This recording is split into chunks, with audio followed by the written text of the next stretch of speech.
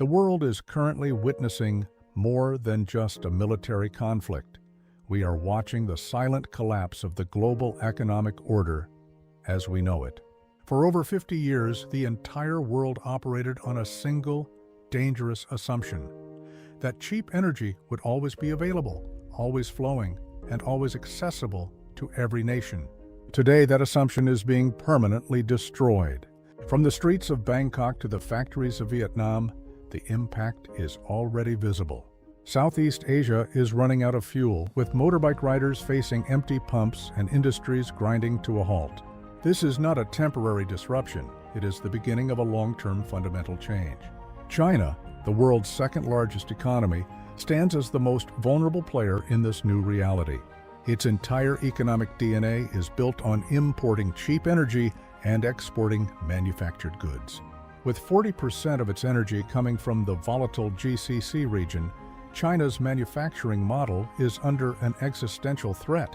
Even its bet on artificial intelligence is at risk, as AI data centers require massive amounts of the very energy that is now disappearing.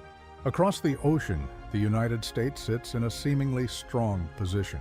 With the vast natural resources of the Western Hemisphere, from oil and gas to minerals and timber, America is largely self-sufficient. However, even the superpower isn't safe. A $39 trillion debt and the potential collapse of the petrodollar system create a fragile foundation that could shatter if global trust in the dollar evaporates. The tragedy deepens when we look at the forgotten victims in Africa. As global supply chains break down, the cost of fertilizer and diesel is making food production nearly impossible. Experts are already warning that the bombs falling in the Middle East could lead to a devastating famine across the African continent. In South Asia, India and Pakistan are caught in a desperate middle ground.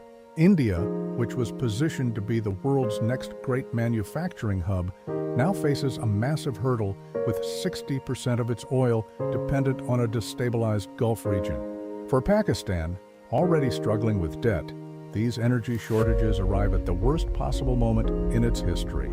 Perhaps the most shocking part of this reorientation is the fate of the GCC. Cities like Dubai and Riyadh were built on a beautiful mirage, a desert transformed into a global financial hub through petrodollars and military protection. But a mirage only works as long as the illusion of safety remains. As soon as investors and the global elite question that stability, the capital begins to flee. The idea of Dubai as a safe haven is being tested like never before. We are moving into a world where the West no longer just consumes and the East no longer just produces. This is the great fracturing of global trade. The nations that will thrive are those that have their own food, their own energy, and their own supply chains. The era of cheap, imported everything is over. The question is no longer when this change will happen. It is already here. Are you prepared to survive the new world order?